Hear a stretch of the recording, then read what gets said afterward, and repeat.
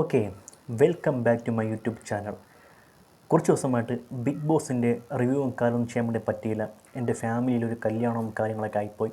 അപ്പോൾ ഞാൻ അതിൻ്റെ തിരക്കും കാര്യങ്ങളൊക്കെ ആയിപ്പോണ്ട് പറ്റുന്ന ദിവസത്തെ റിവ്യൂവും കാര്യങ്ങളൊക്കെ ഒന്ന് നമുക്ക് മിസ്സായിപ്പോയി. സോ ആ ഒരു കാര്യം വെച്ച് ഡേ 5 റിവ്യൂ തൊട്ട് റീസ്റ്റാർട്ട് ചെയ്തിരിക്കുകയാണ്. പിന്നെ ഓഗസ്റ്റ് മാസം 12 തീയതിയും കൂടെ റിവ്യൂ ഒന്ന് ഷോർട്ട് വരും. കാരണം ഒരു ഹോസ്പിറ്റൽ കേസും കാര്യങ്ങളൊക്കെ ഉള്ളതുകൊണ്ട് ആ ഒരു കാര്യങ്ങളൊക്കെ വെച്ച് ഇപ്പം ഡേ 5 റിവ്യൂവും കാര്യങ്ങളൊക്കെ പറയാൻ വേണ്ടി പോവുകയാണ്. നമ്മളിവിടെ ജെന്യൂനായിട്ടാണ് റിവ്യൂവും കാര്യങ്ങളൊക്കെ പറഞ്ഞത്. പിന്നെ ഇത്തിരി തിരക്കും കാര്യങ്ങളൊക്കെ ആയി പോയതുകൊണ്ട് അങ്ങനെ അധികമായിട്ട് റിവ്യൂ ഒന്നും പറയാൻ വേണ്ടി പോലും പറ്റിയില്ല. സോ ആ ഒരു കാര്യം വെച്ച് Bigg Boss Malayalam season 7 day 5 review ആണ് പറയാൻ വേണ്ടി പോകുന്നത്. നടന്ന കാര്യങ്ങളൊക്കെ മാത്രം ഒരു ഓപ്പണായിട്ട് അങ്ങ് പറയാൻ വേണ്ടി പോവുകയാണ്. ഡേ 5 സ്റ്റാർട്ടിങ് തന്നെ വേക്കപ്പ് സോങ്ങും കാര്യങ്ങളൊക്കെ മധുരക്കിനാവിൻ്റെ പാട്ടൊക്കെ ഇട്ടാണ് സ്റ്റാർട്ടപ്പ് ചെയ്തിരിക്കുന്നത്. പിന്നെ തുടക്കമേ തന്നെ രേണു സുധിയുടെ ഒരു കരച്ചിൽ. രേണുവിന് മക്കളെ കാണണമെന്നാണ് പറയുന്നത്. മക്കൾക്ക് കാപ്പി കൊടുക്കും, ബിസ്ക്കറ്റ് കൊടുക്കും, അങ്ങനെ കുറേ കാര്യങ്ങളൊക്കെ പറയുന്നുണ്ടായി. ഈ ബാക്കിയുള്ള എല്ലാവരും അവരുടെ വീട്ടുകാരെയും പ്രിയപ്പെട്ടവരെയും വേണ്ടപ്പെട്ടവരെയും മാതാപിതാക്കളെയും ഭാര്യനെയൊക്കെ വിട്ടാണ് ഇവിടെ നിൽക്കുന്നത്. എല്ലാവർക്കും അവരവരെ കാണാൻ വേണ്ടി തോന്നും. ആ ഒരു കാര്യം വെച്ച് അതൊന്നും ഒരിക്കലും ബിഗ് ബോസ് ഹൗസിൽ വെച്ച് വരാൻ വേണ്ടി പാടില്ല എന്നും പറഞ്ഞ് മക്കളെ കാണണമെന്നുള്ള ഒരു സിമ്പതിയോ അല്ലെങ്കിൽ ആ ഒരു സ്നേഹമോ വേണ്ടെന്നല്ല. ബിഗ് ബോസ് ഹൗസിൽ വന്നിരിക്കുന്നത് ഗെയിം കളിക്കാനാണ്. അപ്പം 100 ദിവസം ബന്ധിക്കുന്ന ഒരു ടൈമിൽ ഇതൊക്കെ ഒന്ന് മറന്നങ്ങ് നിന്നേ പറ്റൂ എന്നുള്ള കാര്യങ്ങളൊക്കെയാണ്. പിന്നെ ഒരു കോമഡി ഉണ്ടായിരുന്നു കേട്ടോ. രേണുവിന് ആത്മഗതാഗതം പറയണം. അവിടെ ഒരു തത്തേനെ എടുത്ത് വെച്ചിട്ട് സംസാരിക്കുമ്പോൾ സമയത്ത് തത്തയ്ക്ക് കണ്ണില്ലെന്നുള്ള കാര്യം പറഞ്ഞ പാവം. അപ്പം കണ്ണില്ലാത്ത തത്തയെടുത്ത് പറഞ്ഞിട്ട് കാര്യമില്ലെന്നുള്ള കാര്യം വെച്ച് രേണു പ്ലാൻ അങ്ങ് മാറ്റിയിരിക്കണം. പിന്നെ ചൂടായിരുന്നു. അടിയെന്ന് വെച്ച അനീഷും രേണുവും തമ്മിൽ ഭയങ്കര തർക്കവും കാര്യങ്ങളൊക്കെ പോയി. രേണു ഉറങ്ങിപ്പോ എന്നൊക്കെയാണ് അനീഷ പറയുന്നത്. അതെവിടെയും കാണാൻ വേണ്ടി പറ്റില്ല. ലൈവിൽ കണ്ടിട്ടുണ്ടെങ്കിൽ കമൻറ്റ് ചെയ്യുക. ഓക്കെ, അപ്പോൾ അങ്ങനെയാണ് അനീഷ് നല്ല പോലെ അങ്ങ് പ്രൊവോക്ക് ചെയ്യണം. നല്ല പോലെ കൂടെ നടന്ന് നമ്മുടെ രേണുവിനെ അങ്ങ് പ്രൊവോക്ക് ചെയ്യണം. പിന്നെ അടുത്താണെങ്കിൽ റെനയും നമ്മുടെ ഒണിയൽ സാബും തമ്മിൽ തർക്കം. റെനയും ഒണിയൽ സാബും തമ്മിൽ തർക്കം ഭയങ്കരമായ ഒരു തർക്കം. കാര്യങ്ങളൊക്കെ ഒരു സൈഡ് കൂടി ഇങ്ങനെ പൊക്കുന്ന സമയത്താണെങ്കിൽ RJ ബിൻസീനെ നൈസായിട്ട് ഇപ്പോൾ നമ്മുടെ നെവിൻ പോയി ഒന്ന് പ്രപ്പോസ് ചെയ്യണം. ഭയങ്കര ഒരു സോഫ്റ്റ് കോർണറും കാര്യങ്ങളൊക്കെ വലിയ ഒരു അടിക്കുള്ള തുടക്കം അവിടെ കാണാൻ വേണ്ടി പോകണം. അതിന് നടന്നുള്ളത് ആ ഒരു കാര്യം വെച്ച് അതിൻ്റെ ഒരു കാര്യം കൂടെ പറയാൻ വേണ്ടി ഉണ്ട്. പിന്നെ അക്ബർ ഖാനെയാണ് ഇത്തവണ പണിപ്പുരയിലേക്ക് വിടുന്നത്. പണിപ്പുരയിൽ ആ ഒരു സ്വന്തം സാധനം എടുക്കാൻ വേണ്ടി മാത്രമാണ് അക്ബർ ഖാൻ അങ്ങോട്ട് പറഞ്ഞു വിട്ടത്. അക്ബർ ഖാൻ 13 സെക്കൻഡ് ആയപ്പോൾ തന്നെ തിരികെ വന്നു. പിന്നെ അനീഷ് നമ്മുടെ അക്ബർ ഖാൻ തമ്മിൽ തർക്കം. എടുത്ത സാധനങ്ങളൊക്കെ ഒരു കണക്കും കാരണമൊക്കെ പറഞ്ഞ് അക്ബർ ഖാനെ ഒന്ന് പ്രൊവോക്ക് ചെയ്യാൻ വേണ്ടി ശ്രമിച്ചു. അക്ബർ ഖാൻ ആ ഒരു അത്രയ്ക്ക് എഫർട്ട് ഇട്ട് ആ ഒരു സാധനം ഇടുന്ന സമയത്താണെങ്കിൽ അതിൽ കുറച്ചൊക്കെ തിരികെ കൊണ്ട് വെക്കണമെന്ന് പറഞ്ഞുള്ള ഒരു നടപടിയും കാരണമൊക്കെ എടുക്കുന്നത്. അപ്പം അതിനകത്ത് അക്ബർ ഖാൻ പറഞ്ഞൊരു കാര്യം കറക്റ്റാണ്. അതായത് എല്ലാവർക്കും വേണ്ടി അനീഷിന് വേണ്ടിയാണ് അക്ബർ ഖാൻ അവിടെ പോയി അവർ തന്നെ കൊണ്ട് പറ്റുന്ന പോലത്തെ പ്രൊഡക്റ്റും കാര്യങ്ങളൊക്കെ 13 സെക്കൻഡ് ആയ സമയത്ത് കൊണ്ടുവന്നിരുന്നത്. അതിനൊരു കാര്യമുണ്ട്. 190 പറഞ്ഞ സാധനം തിരികെ കൊണ്ട് അവിടെ വെക്കേണ്ട കാര്യമുണ്ട്. അങ്ങനെ ഒരു സംഭവമുണ്ട്. അതായത് അനീഷ് ഒരു കാര്യം മനസ്സിലാക്കുക. ഇവിടെ ഇത്രയും ആൾക്കാർ വസ്ത്രം, ആഹാരം എന്നീ കാര്യങ്ങളൊക്കെ വളരെയധികം ഒരു ബുദ്ധിമുട്ട് അനുഭവിക്കുന്നുണ്ട്. അപ്പോൾ ആ ഒരു കാര്യം വെച്ച് ഇത് ഇങ്ങനെ പറഞ്ഞ ശരിയല്ല. ബിഗ് ബോസ് ആണെങ്കിൽ ആ ഒരു കാര്യം തുറന്നു പറയും. പക്ഷേ അനീഷ് ഒരു ക്യാപ്റ്റൻ എന്ന രീതിക്ക് ഭയങ്കരമായ ഒരു നിയമം എടുത്താൽ അത് അനീഷിനും കൂടെ വേണ്ടി ഉള്ളതും കൂടെയാണെന്നുള്ള കാര്യങ്ങൾ ഇപ്പോൾ സീന ഒരു കാര്യം പറയും. അക്ബർ ഖാൻ സ്വന്തം പ്രോഡക്റ്റ് എടുക്കാൻ വേണ്ടി പോയാലും അത് ബാക്കിയുള്ളവർ കൂടെ വേണ്ടിയാണ് ആ ഒരു പ്രൊഡക്റ്റും കണക്ക് എടുക്കാൻ വേണ്ടി പോയത്. വീണ്ടും നമ്മുടെ ഒണിയൽ സാബുവും റെനയും തമ്മിൽ വീണ്ടും തർക്കം. വീണ്ടും ഒരു തർക്കവും കണക്ക് പോയി. ആ തർക്കം ഭയങ്കരമായിട്ട് കത്തിക്കയറി നീ കണ്ടൻ്റ് ആണ്, നീ അതാണ് എന്നൊക്കെ പറഞ്ഞ് അങ്ങ് ഈ ഒണിയൽ സാബു അങ്ങ് തകർക്കണം. റെനയാണെങ്കിൽ നല്ല പോലെ ചോദ്യം ചെയ്യുന്നുണ്ട്. അപ്പോൾ അവിടെ പ്രായത്തിനൊക്കെ ഒരു റെസ്പെക്റ്റ് തരണം അങ്ങനെ ഇങ്ങനെയൊക്കെ പറഞ്ഞ അവസാനം റെന അങ്ങ് കരഞ്ഞങ്ങ് ഭയങ്കരമായിട്ട് അങ്ങ് കാര്യങ്ങളൊക്കെ പറഞ്ഞു. പക്ഷേ റെനയെ ഞാൻ നേരത്തെ ഒരു കാര്യം ഉണ്ടായിരുന്നു. റെനയ്ക്കാണെങ്കിൽ നല്ല പോലെ കാര്യങ്ങൾ പറയാൻ വേണ്ടി പറ്റുമെന്നുള്ള ഒരു ചിന്താഗതി എനിക്കുണ്ടെന്ന്. അപ്പോൾ റെനയുടെ ആ ഒരു കാര്യം ഒട്ടും ശരിയില്ല. കാരണം ഒരിക്കലും ഒരു കരഞ്ഞ ആ ഒരു രീതിക്ക് പോകുന്ന റെന പറഞ്ഞ കാര്യങ്ങളൊക്കെ ഒരു ടൈമിൽ ഒരു 2-3 ഡേയ്സൊക്കെ റെന പറഞ്ഞ കുറച്ച് കാര്യങ്ങളൊക്കെ നല്ല ഒരു പക്വതയോടുകൂടിയാണ് റെന സംസാരിച്ചത്. പക്ഷേ ഇപ്പോൾ റെന വന്നിട്ടാണെങ്കിൽ ഒരുപാട് അങ്ങ് ഡൗൺ ആണെന്ന് പോലെ തോന്നിപ്പോയി. പിന്നെ ഈ ഒരു കാര്യം വെച്ച് അനുമോൾ റെനയെ തമ്മിൽ സംസാരിക്കുന്നു, അവിടെ അനീഷ് ഒന്ന് സംസാരിക്കുന്നു, അങ്ങനെ കുറേ കാരണമൊക്കെ പോയി.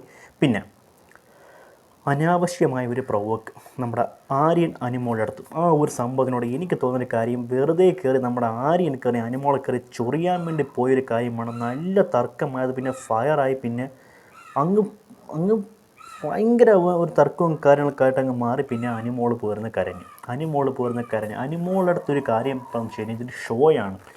എല്ലാ കാര്യങ്ങളെയും ഗെയിമിൻ്റെ സ്പിരിറ്റഡ് എടുക്കാൻ വേണ്ടി ശ്രമിക്കുക. ഈ കരയുന്നതൊക്കെ അതൊക്കെ അത്രയ്ക്കൊരു ഫീലുകളുള്ള ലക്ഷണവും കാര്യങ്ങളൊക്കെയാണ്. അനുമോൾ വന്നപ്പോഴേ പറഞ്ഞ് അങ്ങനെ പെട്ടെന്ന് കരയാൻ വേണ്ടി പറ്റില്ല. ഇതിപ്പോൾ അനുമോളുടെ രണ്ടാമത്തെ ഒരു കരച്ചിൽ മേളം അവിടെ കാണാൻ വേണ്ടി പറ്റി. അനുമോൾ കരച്ചിലൊക്കെ ഒന്ന് ഫോക്കസ് ചെയ്യാൻ വേണ്ടി ശ്രമിക്കുന്ന കാര്യം അത്ര പറ്റില്ല. അനുമോളത്ത് പറയാൻ വേണ്ടി അനുമോൾ ഇത് കാണത്തില്ല, അനുമോൾ ഹൗസിലാണ്. അപ്പോൾ ആ ഒരു കാര്യം വെച്ച് അനുമോൾ സ്വന്തമായിട്ടൊന്ന് നിയന്ത്രിച്ചാൽ കൊള്ളാം എന്നുള്ള കാര്യം മാത്രമേ ഉള്ളൂ. പിന്നെ ഇതിൻ്റെ ഇടയിൽ കൂടെ നടന്നു പോകുന്ന സമയത്താണെങ്കിൽ നമ്മുടെ മുൻഷി രഞ്ജിത്ത് നടന്ന് ഉറങ്ങിയാണ് അവിടെ. അതൊന്നും ആ ക്യാമറയെ കണ്ടിട്ട് ഡോഗിൻ്റെ ശബ്ദം പോലും അവിടെ കേട്ടില്ല എന്നുള്ള കാര്യം അവിടെ കാണാൻ വേണ്ടി പറ്റിയ. ഡോഗിൻ്റെ ശബ്ദം കേട്ടില്ല. ഇതിന് ലൈവിലാണെങ്കിൽ ഇത് വന്ന് കണ്ടോ എന്നും എനിക്ക് അറിയത്തില്ല. കണ്ടുണ്ടെങ്കിൽ കമൻറ്റ് ചെയ്യുക. ഓക്കെ.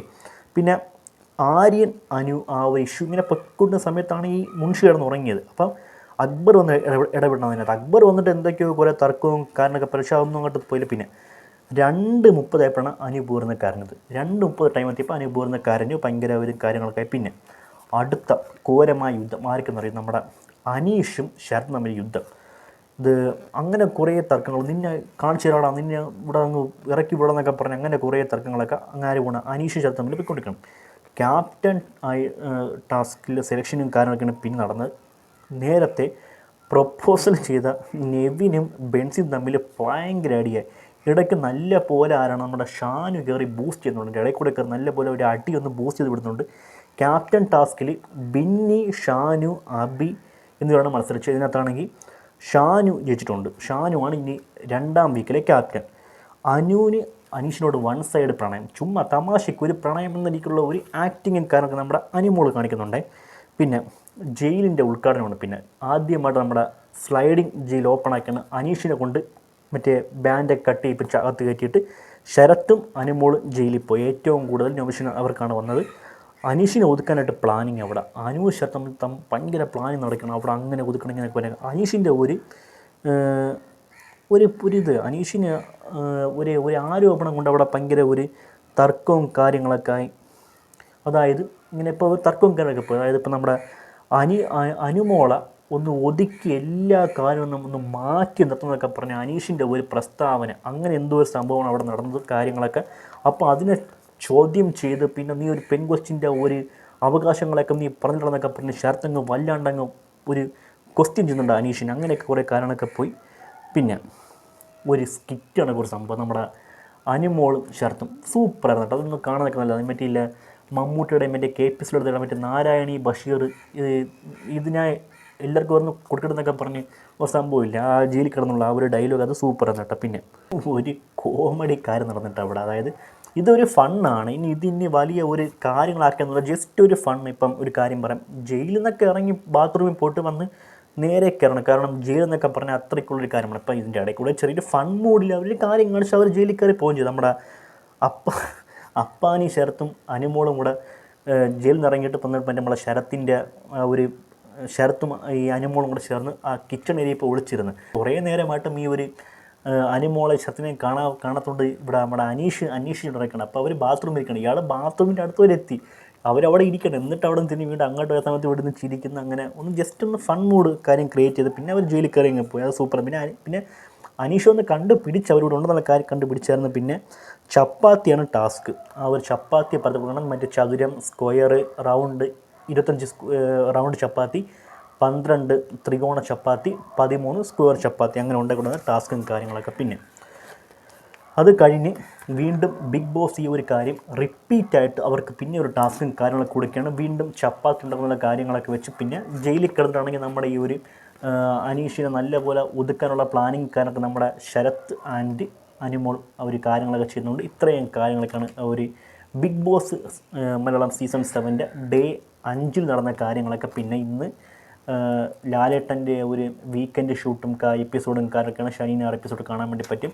ആദ്യമായിട്ട് ലാലേട്ടൻ ഇവരെ കാണാൻ വേണ്ടി വരുന്ന ഒരു എപ്പിസോഡാണ് ഇന്ന് കാണാൻ വേണ്ടി പോകുന്ന. അതിനുള്ള പ്രതീക്ഷകളും കാര്യങ്ങളൊക്കെ ഏറെയാണ്. സോ ആ ഒരു കാര്യം വെച്ച് കുറച്ച് കാര്യങ്ങളൊക്കെ ലാലേട്ടൻ ചോദിക്കാൻ വേണ്ടി ഉണ്ട്. അതായത് രേണു സുധി അക്ബർ ഖാൻ ഇഷ്യൂ ആണ് ഏറ്റവും കൂടുതൽ ചെക്ക് ചെയ്യേണ്ടത്. പിന്നെ അവിടെ അക്ബർ ഖാൻ സെപ്റ്റിക് ടാങ്ക് എന്ന് പറഞ്ഞ ഒരു കാര്യം ചോദ്യം ചെയ്യണം. പിന്നെ ഇവിടെ വിക്ടിം കാർഡ് ഇറക്കി കളിക്കുന്ന ഒരു രേണു സുധിയുടെ ഒരു കാര്യങ്ങൾ ചോദ്യം ചെയ്യണം. പിന്നെ എപ്പോഴെപ്പോഴും കിടന്ന് കരയുന്ന അനുമോളുടെ കാര്യം ചോദ്യം ചെയ്യണം. പിന്നെ അനീഷിൻ്റെ ഗെയിം നേരെയാണെന്നുള്ള കാര്യങ്ങൾ ചോദിക്കണം. പിന്നെ ഷാനവാസിനെ പറ്റി കുറച്ച് കാര്യങ്ങളൊക്കെ ജഡ്ജ്മെൻറ്റ് ചെയ്യാനും കാര്യങ്ങളൊക്കെ ഉണ്ട്. ശരത്തിൻ്റെ ഗെയിമൊക്കെ ഒന്ന് നോക്കേണ്ട കാര്യങ്ങളൊക്കെ ഉണ്ട്. പിന്നെ വേറെ ഒന്നുമില്ല, പിന്നെ ഗെയിം കളിക്കാത്തവരെ കൊണ്ട് ഗെയിം കളിപ്പിക്കണം. മുൻഷി രഞ്ജിത്തിൻ്റെ ഗെയിം അറിയാമോ എന്നുള്ള കാര്യങ്ങൾ ചോദിക്കണം.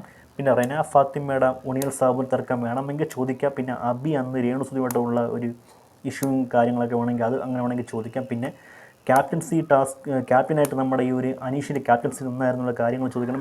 പിന്നെ കുറേ കാര്യം പണിപ്പൂരി എങ്ങനെ ഉണ്ടെന്നുള്ള കാര്യങ്ങളൊക്കെ അങ്ങനെ കുറേ അതൊക്കെ ചോദിച്ചോളൂ. ആ ഒരു കാര്യങ്ങൾക്ക് മാത്രമേ ഉള്ളൂ. സോ ആ ഒരു കാര്യം വെച്ച് പ്രധാനമായിട്ടും ഇടപെടേണ്ട വിഷയം സെപ്റ്റിക് ടാങ്ക് ഇഷ്യൂ ആണ്. നമ്മുടെ അക്ബർ ഖാൻ രേണുവിൻ്റെ അതിൽ രേണു ഇറക്കുന്ന ഒരു വിക്ടിം കാർഡ്, അതിൻ്റെ പ്രധാനമായിട്ട് ആ ഒരു കാര്യം ചോദിച്ചേ പറ്റി. വിക്ടിം കാർഡ് കരച്ചിലൊന്നും അനുമോളെ എടുത്ത് തൂക്കണം. അവിടെ അനുമോളെ തൂക്കി അവിടെ ഒരു കരച്ചിൽ എന്തിനാണ് അനുമോളെ എന്നുള്ള കാര്യങ്ങളൊക്കെ ചോദിക്കണം. ഇത്ര കാര്യം മാത്രം ഇന്ന് ഇതെല്ലാം അവിടെ കാണാൻ വേണ്ടി പറ്റുമെന്ന പ്രതീക്ഷയിൽ ഇത്രേ പറയാൻ വേണ്ടിയുള്ളൂ. ബാക്കി നമ്മൾ കണ്ടറിയും. ഇതാണ് Bigg Boss Malayalam season 7 Day 5 review. ഇത്രയുള്ളൂ പറഞ്ഞായിട്ട്.